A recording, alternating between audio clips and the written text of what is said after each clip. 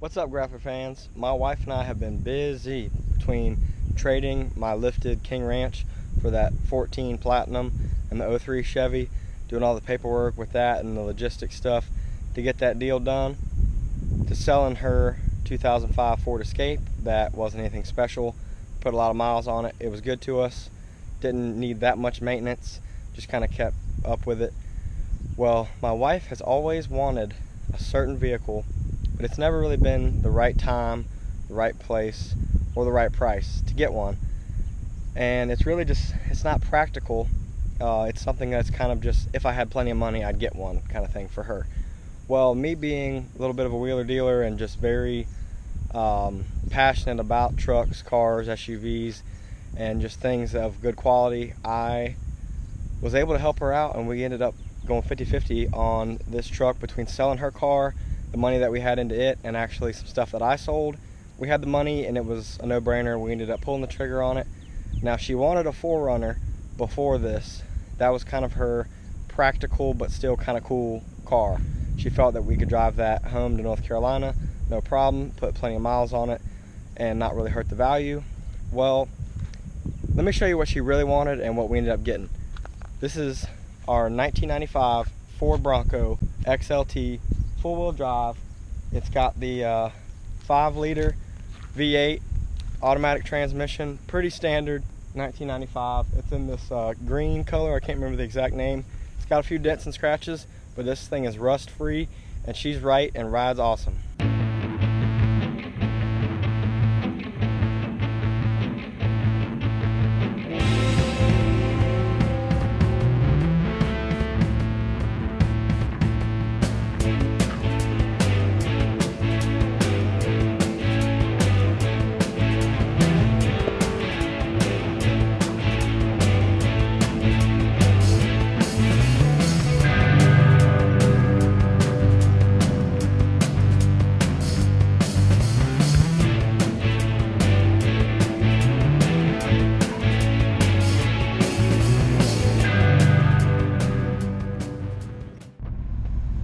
Parked in front of our secret spot, so see if we can get through here. It was a tight one. Good thing this thing's already scratched.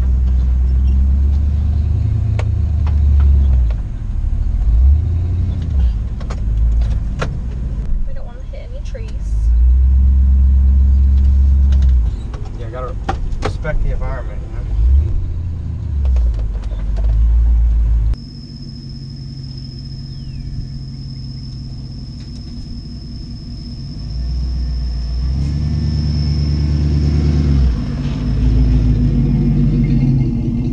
It's hot out here at the beach, but you can't do an introduction to a Bronco and not take it somewhere cool, off the beaten path to this little hidden beach spot that we know about. We got a Mighty 65 Coast Guard helicopter flying off in the distance, one of those that I work on, and it's just a nice setting to introduce this thing to you. So I'm going to deal with sweating out here, but let me just show you some of the blemishes on the outside, and we'll get to what it drives like in the interior in a moment. This truck was used as a hunting truck by the guy that we got it from. So it's got some nice scratches in the clear coat and a few dents here and there from opening the door into things, stuff like that. But really, she's pretty clean. I mean, this original color has held up pretty well.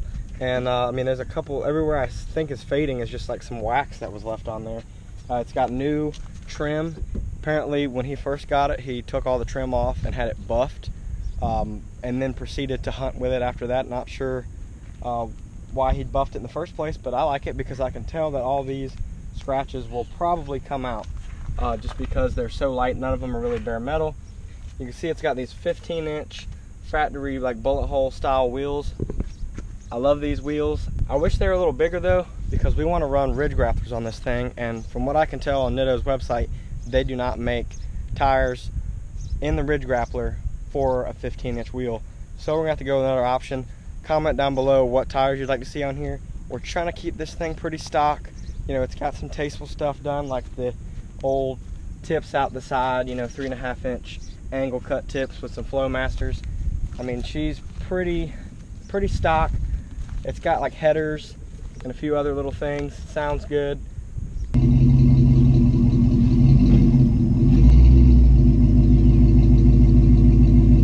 we don't want to get too crazy with this thing. And I think a set of ridge grapplers would have really looked good on it. It's kind of the Baja look maybe. And we might do as much as leveling this thing out. You can see here it's a little bit nose down, as most trucks and SUVs are.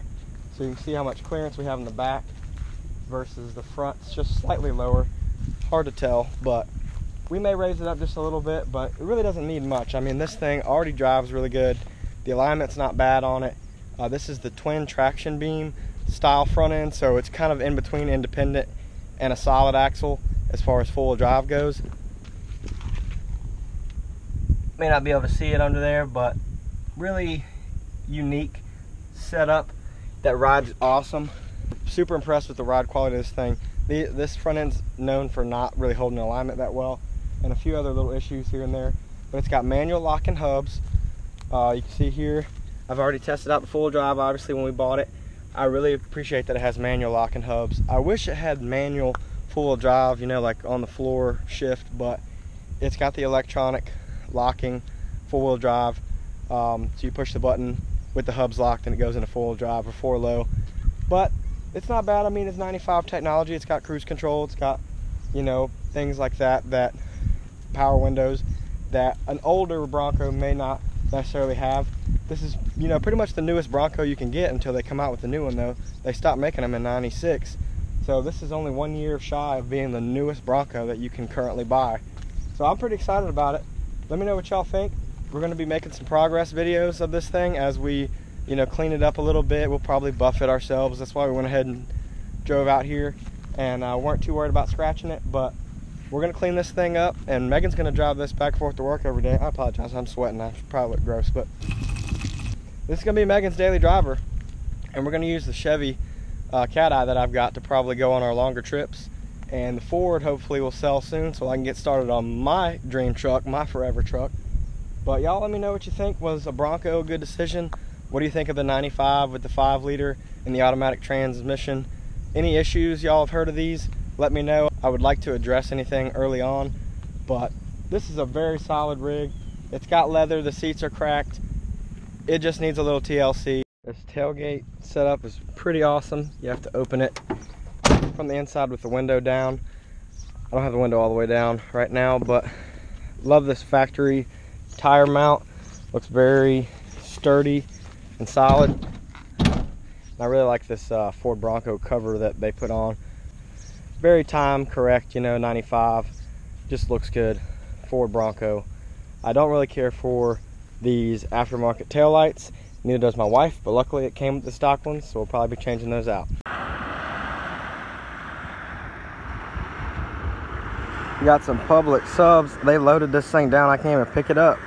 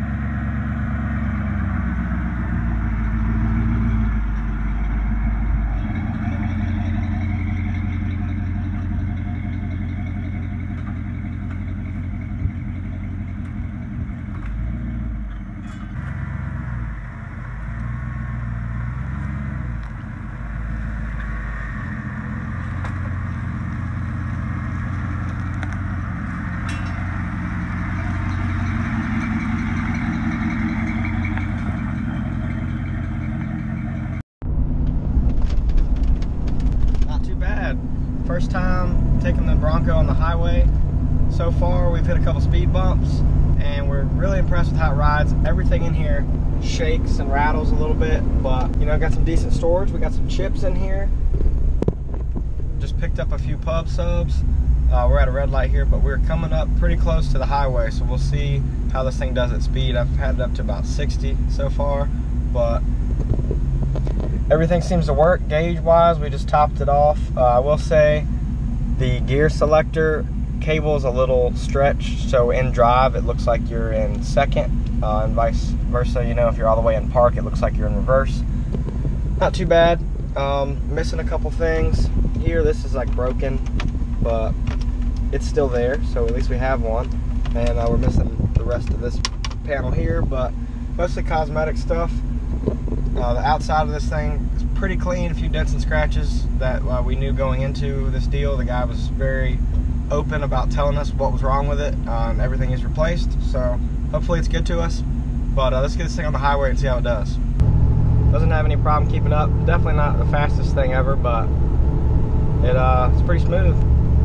See how this bridge rides.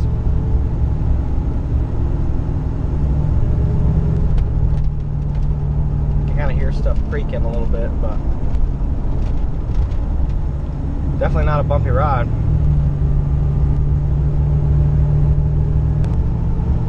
Got a little bit of a whine, one of the pulleys or something. Under the hood, you can hear it when you accelerate. And some wind noise. It's not the most sealed up thing ever, but not too bad.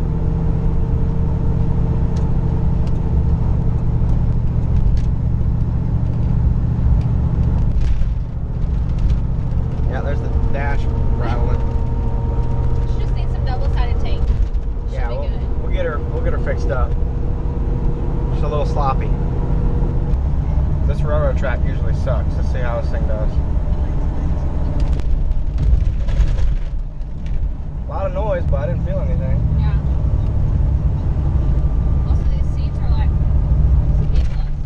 The seats are A+? I mean, they're ripped up, but they're very comfortable, except for not having armrest. Yeah, I think They're very squishy.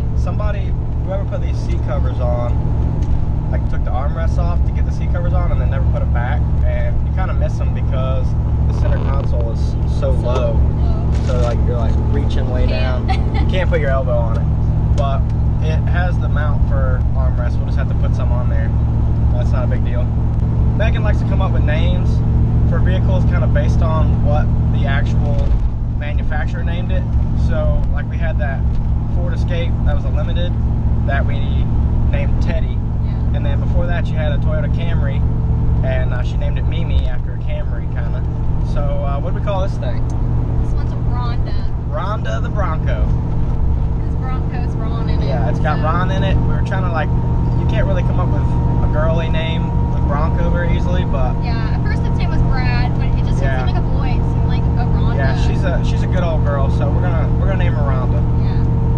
Coming up to this steep hill on this bridge, and we got the cruise control on, going about 55. And I'm curious how this 1995 5-liter handles going up this hill when you just leave it on cruise control. Because I know her Escape, we put a little bit bigger tires on it, and that thing would struggle up the hill for a little bit, and then it would downshift violently and just scream as loud as it could go.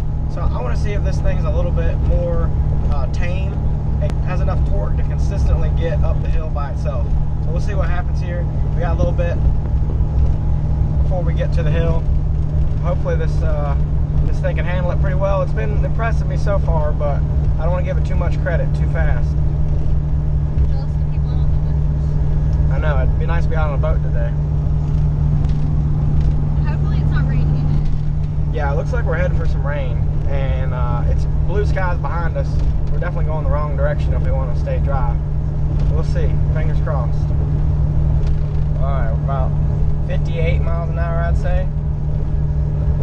Cruise control set. Here we go. Let's see how it does. I wonder if it'll downshift or what. Yeah, it downshifted on time, I think. I wonder if it'll grab another gear. Nope. Seems like third is plenty for it to get up this hill. Yeah, that did pretty good. A lot better than V8. Yeah, this is her first V8. So, yeah. Oh man, we went right back and forth, no problem. We're up here cruising. Yeah, this ain't bad at all. It's like this thing wants to go to the beach. Yeah, cruise control is pretty easy to use. It's got, you know, big old man buttons and a little horn. It's pretty easy setup here, very simple. Nothing super ergonomic, but gets the job done. Oh, I think I see a sprinkler. We might be enjoying the beach from inside the truck. Not raining, so we're gonna roll the back glass down.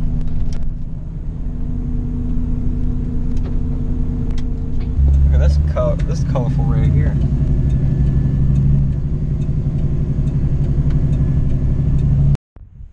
That's Rhonda, my wife's new Bronco. Hope you guys enjoy the video. Let me know if you have any questions down below. Make sure you stay tuned for some future content on this thing as we clean it up, make it just right and to our liking.